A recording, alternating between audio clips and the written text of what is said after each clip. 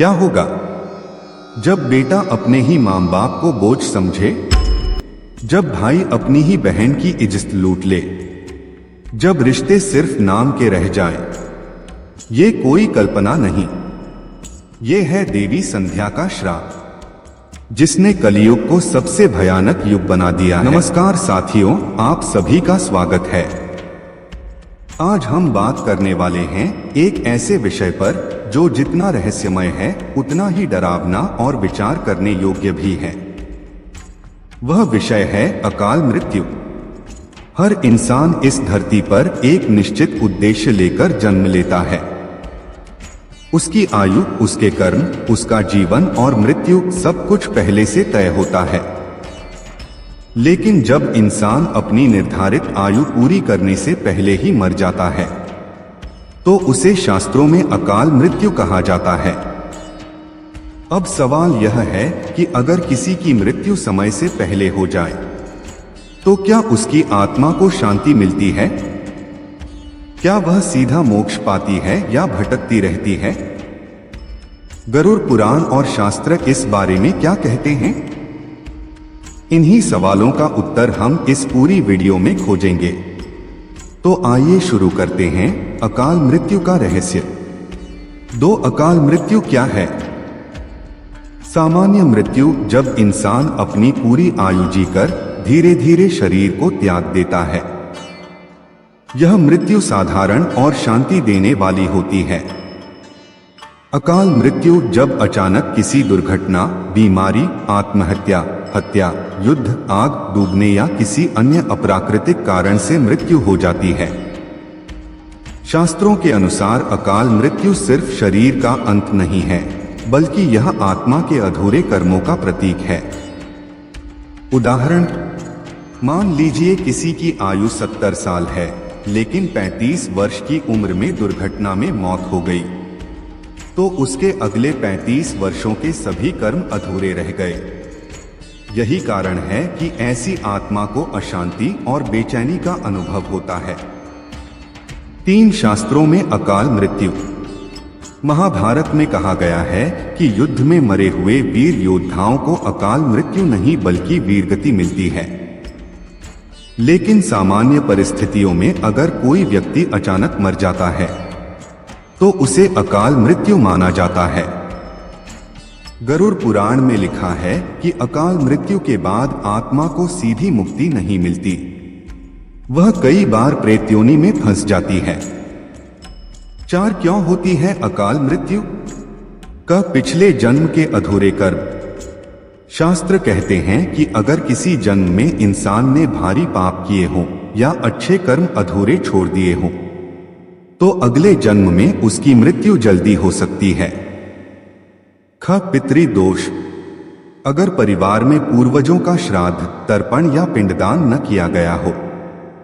साथियों, पिछले भाग में हमने जाना कि अकाल मृत्यु क्या है और क्यों होती है। आज हम चर्चा करेंगे कि गरुड़ पुराण, जिसे मृत्यु और आत्मा का सबसे बड़ा ग्रंथ माना जाता है, उसमें अकाल मृत आत्मा की यात्रा कैसी बताई गई है। गरुड़ पुराण सिर्फ मृत्यु का नहीं बल्कि मृत्यु के बाद आत्मा की स्थिति का भी गहन वर्णन करता है। तो आइए जानते हैं अकाल मृत्यु के बाद आत्मा किस मार्ग से गुजरती है। 2 गरुड़ पुराण का महत्व।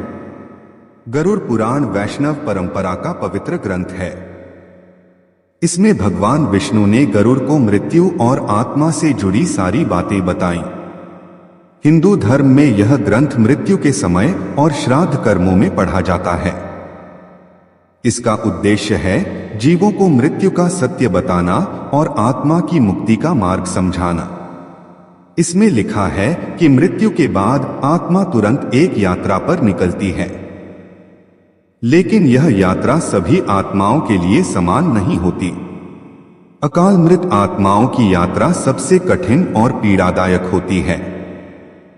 3 अकाल मृत्यु के बाद आत्मा के चरण।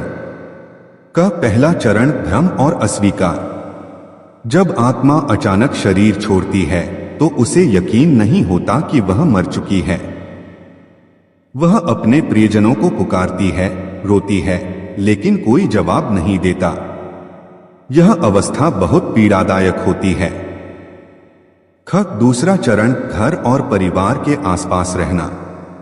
आत्मा को मोह होता है, इसलिए वह अपने घर के पास ही मंडराती रहती है। कई बार परिजन सपनों में उस आत्मा को देखते हैं। यह आत्मा चाहती है कि कोई उसकी आवाज सुने, लेकिन दुर्भाग्य से ऐसा नहीं होता। ग तीसरा चरण, अधरों में भटका।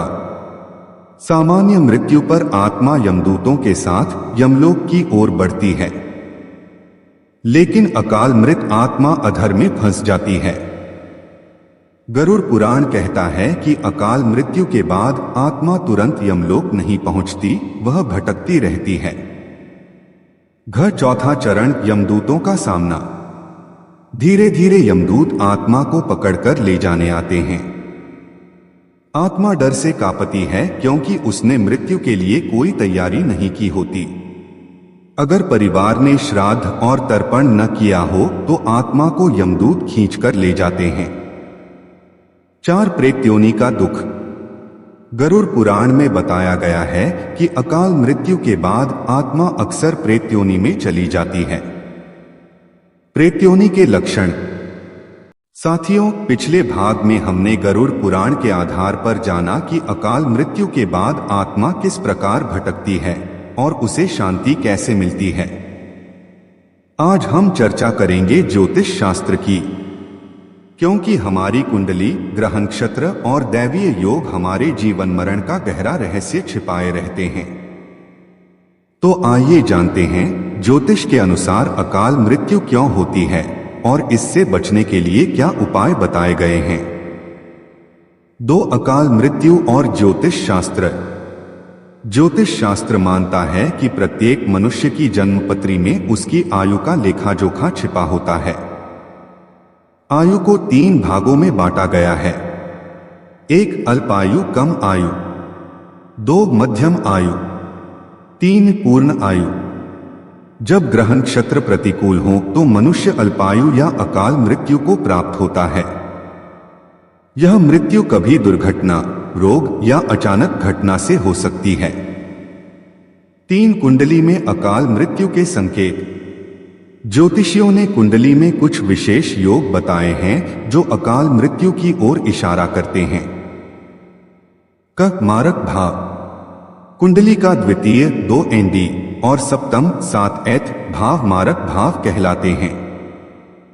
इन भावों के स्वामी जब अशुभ ग्रहों से पीड़ित हों तो मृत्यु जल्दी हो सकती है।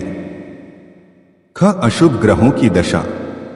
राहु, केतु और शनि जब आयु भाव या मारक भाव में हो तो अचानक दुर्घटनाएं और अकाल मृत्यु के योग बनते हैं।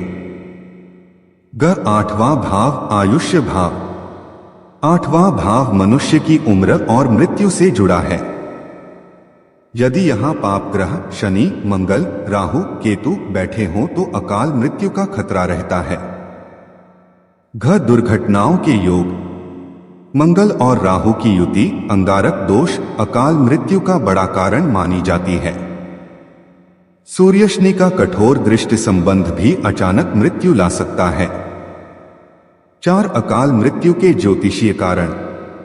पूर्व जन्म के कर्म, पितृदोष, कालसर्प योग, ग्रहण दोष, अशुभ नक्षत्रों का प्रभाव, दैवीय श्राप या कुल में किया गया पाप। ये सभी कारण मिलकर मनुष्य की उम्र को प्रभावित करते हैं। 5 अकाल मृत्यु से पहले आने वाले संकेत। ज्योतिष शास्त्र और पुराणों में कुछ संकेत बताए गए हैं। बार बार भयावह सपने आना, अचानक शरीर में कमजोरी या असामान्य रोग, बार बार दुर्घटनाओं से बाल बाल बचना, घर में बार बार दीपक या अग्नि बुझ जाना, पितरों से संबंधित सपने दिखना, किसी विशेष तिथि। साथियों, अब तक हमने जाना कि अकाल मृत्यु के बाद आत्मा किन किन कठिनाइयों से गुजरती है और ज्योतिष शास्त्र इसके पीछे कौन से कारण बताता है। अब प्रश्न है, परिवार वालों को क्या करना चाहिए? कौन से कर्मकांड और उपाय करने चाहिए ताकि आत्मा को भटकना न पड़े और उसे शांति व मोक्ष प्राप्त हो। 2 अकाल मृत्यु के बाद परिवार की भूमिका। जब घर में किसी की अकाल मृत्यु होती है तो परिवार पर अचानक दुख और सदमा टूट पड़ता है। परंतु शास्त्र कहते हैं मृतक के लिए आंसू नहीं, कर्म और संस्कार आवश्यक हैं। परिवार का कर्तव्य है कि वह मृत आत्मा के लिए सही कर्मकांड करे ताकि आत्मा को परलोक में सहारा मिले। 3 गरुड़ पुराण में बताए गए कर्तव्य। गरुड़ पुराण में मृत्यु के बाद के 13 दिन का विस्तृत वर्णन है। मृत्यु के बाद आत्मा 13 दिन तक अपने परिवार के पास ही रहती है। वह देखती है कि उसके लिए क्या किया जा रहा है। इन दिनों किए गए श्राद्ध, तर्पण और दान आत्मा को अन्न और जल प्रदान करते हैं। यदि परिवार इन कर्मों की उपेक्षा करे तो आत्मा भूखी प्यासी भटकती रहती है। 4 श्राद्ध और तर्पण का महत्व। श्राद्ध का अर्थ है श्रद्धा के साथ पितरों और मृत आत्माओं के लिए अर्पण करना। पवित्र तिल, जल और अन्न से आत्मा को ऊर्जा मिलती है। तर्पण का अर्थ है जल अर्पित कर आत्मा की प्यास बुझाना। शास्त्र कहते हैं जल ही आत्मा का प्रथम आहार है। अकाल मृत आत्मा के लिए नियमित तर्पण करना सबसे बड़ा उपाय है। 5 पिंडदान का महत्व। गया, प्रयागराज, हरिद्वार या किसी पवित्र तीर्थ में जाकर पिंडदान करना चाहिए। पिंड का अर्थ है आटे और तिल से बने छोटे छोटे गोलक, जिन्हें आत्मा को शरीर और ऊर्जा देने के लिए अर्पित किया जाता है। पिंडदान से आत्मा को नया स्वरूप मिलता है और उसे स्वर्ग या पितृलोक जाने का मार्ग मिलता है। 6 अकाल मृत्यु शांति अनुष्ठान। विशेषतः अकाल मृत आत्माओं के लिए कई अनुष्ठान बताए गए हैं। नारायण बलि अनुष्ठान, यह उन आत्माओं के लिए है जिनकी मृत्यु असमय या दुर्घटना में हुई हो। त्रिपिंडी श्राद्ध, यह आत्मा को पितृलोक में स्थान दिलाने के लिए किया जाता है। मृत्युंजय जाप, महामृत्युंजय मंत्र का जाप कर आत्मा की पीड़ा कम की जाती है।